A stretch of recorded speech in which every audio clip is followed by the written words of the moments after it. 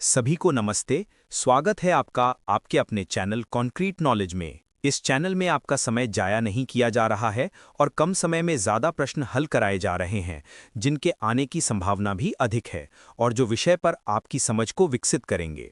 आज हम स्वास्थ्य कार्यकर्ता परीक्षा 2023 के परीक्षा पाठ्यक्रम संख्या 37 के विषय गर्भावस्था की असमानताएं से संबंधित 33 अत्यंत महत्वपूर्ण बहुविकल्पीय प्रश्न को हल करेंगे। प्रश्न के ठीक बाद उसके उत्तर भी दिए जाएंगे। इस प्रस्तुति में किसी प्रकार की त्रुटि दिखती है तो कमेंट में अवश्य ही अवगत कराएं। तो आइए प्रारंभ करते हैं। प्रश्न 1, इमेसिस ग्रेविडारम को क्या कहा जाता है? A, morning sickness, B, hyper emesis, C, gastric motility, D, nausea complex. कृपया अपना उत्तर चुनें, समय बहुत कम है। हाँ, सही विकल्प है ए, मॉर्निंग सिकनेस। प्रश्न 2, गर्भावस्था में मॉर्निंग सिकनेस सामान्यतः कब तक रहती है? ए, 8 सप्ताह, बी, 12 सप्ताह, सी, 20 सप्ताह, डी, 28 सप्ताह। जल्दी से अपना जवाब चुन लीजिए, समय सीमित है। बहुत खूब, निश्चित रूप से सही विकल्प है बी, 12 सप्ताह। प्रश्न 3, इमेसिस ग्रेविडारम किस प्रकार की महिलाओं में अधिक पाई जाती है? A, primi gravida, B, multi gravida, C, elderly gravida, D, teenage gravida. अपना उत्तर तुरंत चुनें क्योंकि समय कम है। हाँ, सही उत्तर है ए, प्राइमी ग्रेविडा। प्रश्न 4, इमेसिस ग्रेविडारम का मुख्य कारण कौन सा हार्मोन है? ए, एचसीजी और estrogen, B, progesterone, C, follicle stimulating hormone, D, luteinizing hormone. कृपया अपना जवाब चुन लें, समय बहुत कम बचा है। जी, इस सवाल का सही जवाब है ए, एचसीजी और एस्ट्रोजन। प्रश्न 5, हाइपर इमेसिस ग्रेविडारम में कौन सा लक्षण अनुपस्थित होता है? ए, अत्यधिक उल्टी, बी, सूखी जीभ, सी, रक्तस्राव, डी, डिहाइड्रेशन। जल्दी अपना उत्तर तय करें, समय की कमी है। हाँ, सही उत्तर है सी, रक्तस्राव। प्रश्न 6, हाइपर इमेसिस ग्रेविडारम में कौन सी दवा दी जाती है? ए, एंटी एमेटिक, बी, एनाल्जेसिक, सी, एंटीपायरेटिक, डी, एंटीसेप्टिक। कृपया अपना उत्तर चुनें, समय बहुत कम है। हाँ, सही विकल्प है ए, एंटी एमेटिक। प्रश्न 7, इमेसिस ग्रेविडारम में कौन सा तत्व कमी से संबंधित है? ए, आयरन, बी, विटामिन B6, सी, कैल्शियम, डी, प्रोटीन। जल्दी से अपना जवाब चुन लीजिए, समय सीमित है। बहुत खूब, निश्चित रूप से सही विकल्प है बी, विटामिन B6। प्रश्न 8, एंटीपार्टम हैमरेज किसे कहते हैं? ए, 28 सप्ताह के बाद रक्तस्राव, बी, 12 सप्ताह के बाद, सी, 20 सप्ताह के बाद, डी, जन्म के बाद। अपना उत्तर तुरंत चुनें क्योंकि समय कम है। हाँ, सही उत्तर है ए, 28 सप्ताह के बाद रक्तस्राव। प्रश्न 9, एंटीपार्टम हैमरेज के दो मुख्य कारण कौन से हैं? ए, प्लेसेंटा प्रीविया और अब्रप्शियो प्लेसेंटा, बी, मिसकैरेज, सी, इन्फेक्शन, डी, एनीमिया। कृपया अपना जवाब चुन ले, समय बहुत कम बचा है। जी, इस सवाल का सही जवाब है ए, प्लेसेंटा प्रीविया और अब्रप्शियो प्लेसेंटा। प्रश्न 10, प्लेसेंटा प्रीविया में रक्तस्राव की विशेषता क्या है? ए, दर्द रहित, बी, दर्द युक्त, सी, छिपा हुआ, डी, हरा रंग। जल्दी अपना उत्तर तय करें, समय की कमी है। हाँ, सही उत्तर है ए, दर्द रहित। प्रश्न 11, प्लेसेंटा प्रीविया के कितने प्रकार होते हैं? ए, 2, बी, 3, सी, 4, डी, 5। कृपया अपना उत्तर चुनें, समय बहुत कम है। हाँ, सही विकल्प है सी, 4। प्रश्न 12, स्वास्थ्य कार्यकर्ता को प्लेसेंटा प्रीविया के मामले में कौन सी जांच नहीं करनी चाहिए? ए, पीवी परीक्षण, बी, बीपी की जांच, सी, रक्त जांच, डी, नाड़ी दर।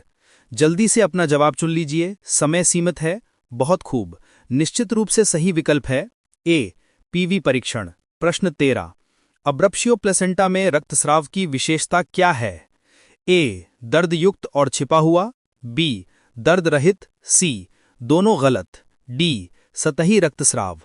अपना उत्तर तुरंत चुनें क्योंकि समय कम है। हाँ, सही उत्तर है ए, दर्द युक्त और छिपा हुआ। प्रश्न 14, अब्रप्शियो प्लेसेंटा के प्रकारों की संख्या कितनी होती है?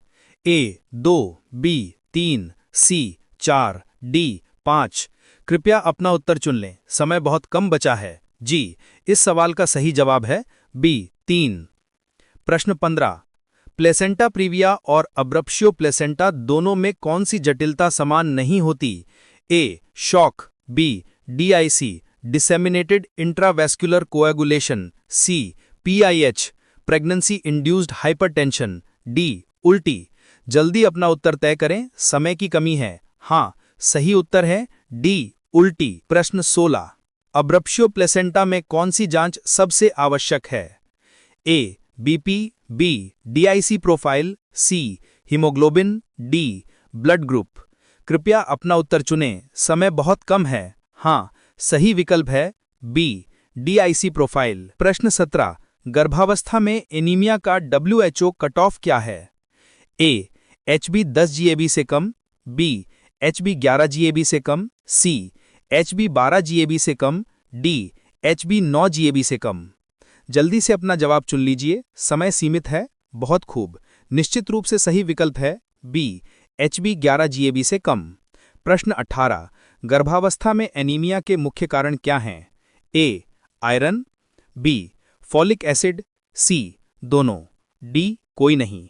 अपना उत्तर तुरंत चुनें क्योंकि समय कम है। हाँ, सही उत्तर है सी दोनों। प्रश्न 19। एनीमिया में कौन सा लक्षण सामान्यतः अनुपस्थित होता है? ए थकान, बी पीलापन, सी खांसी, डी चक्कर। कृपया अपना उत्तर चुन लें, समय बहुत कम बचा है। जी, इस सवाल का सही जवाब है सी खांसी। प्रश्न 20। गर्भवती को कम से कम कितने दिन IFA टैबलेट दी जानी चाहिए?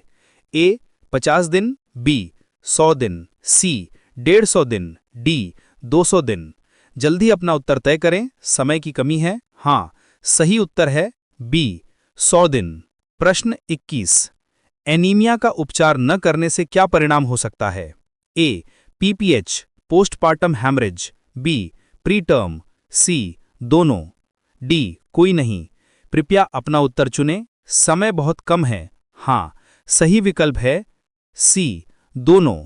प्रश्न 22। एक्लेम्शिया में कौन सा लक्षण प्रमुख नहीं है? ए दौरा, बी उच्च बीपी, सी पीलापन, डी प्रोटीनूरिया। जल्दी से अपना उत्तर चुन लीजिए, समय सीमित है। बहुत खूब, निश्चित रूप से सही विकल्प है सी पीलापन। प्रश्न 23। एक्लेम्शिया में प्राथमिक उपचार क्या है? A MgSO4, B iron, C vitamin, D paracetamol. अपना उत्तर तुरंत चुनें क्योंकि समय कम है। हाँ, सही उत्तर है ए MgSO4।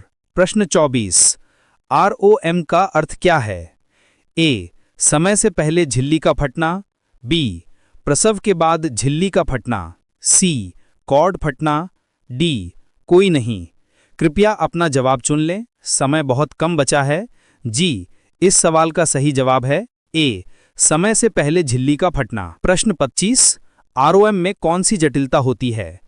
ए संक्रमण, B PIH pregnancy induced hypertension, C उल्टी, डी कोई नहीं।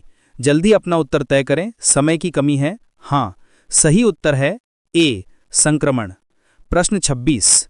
प्रोलॉन्ग्ड लेबर की अवधि कितनी मानी जाती है? ए 12 घंटे, बी 18 घंटे, सी 24 घंटे, डी 30 घंटे।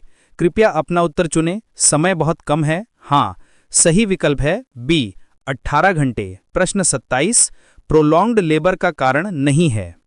ए CPD सीफेलोपेल्विक डिस्प्रोपोर्शन, बी गलत पोजीशन, सी संक्रमण, डी HB हीमोग्लोबिन बढ़ना।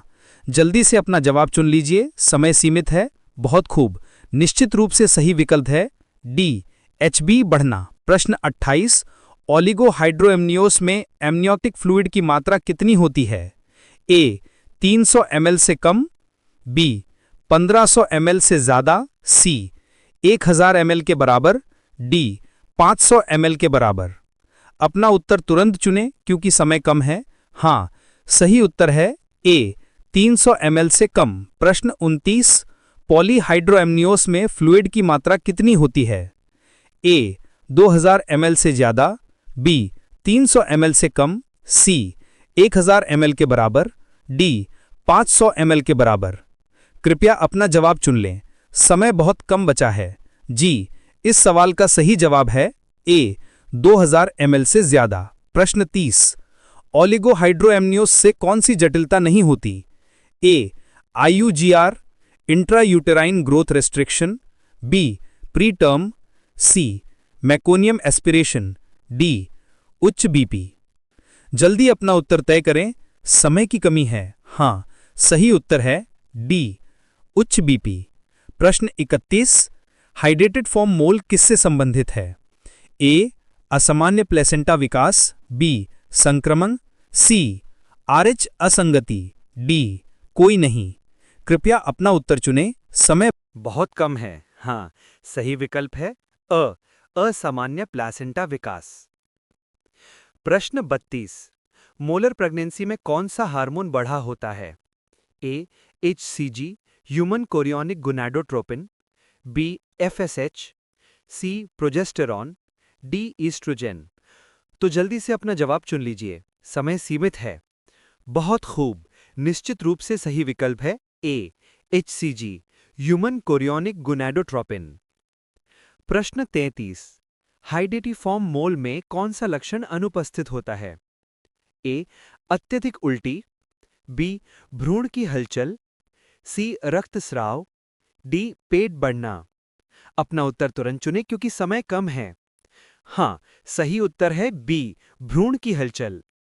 दोस्तों, आशा करता हूं आपने ज्यादातर सवालों के सही उत्तर दिए होंगे। आप सभी कोशिश करिए कि टॉपिक को पढ़कर ही बहुविकल्पीय प्रश्न लगाएं। उत्तर सही होंगे तो आपका आत्मविश्वास बढ़ेगा। मेरा आपको यही सुझाव रहेगा कि कठिन प्रश्नों की तरफ बिल्कुल मत भागिए। किसी भी पद पर सिलेक्शन सामान्य प्रश्नों में त्रुटि न करने से ही होता है। मेरी अन्य प्रस्तुतियां भी टॉपिक वाइज हैं, जो आपकी परीक्षा के लिए कारगर होंगी। अगर ये वीडियो आपके लिए उपयोगी रहा हो तो इसे लाइक करें, शेयर करें और मेरे चैनल कॉन्क्रीट नॉलेज को सब्सक्राइब करना न भूलें। धन्यवाद।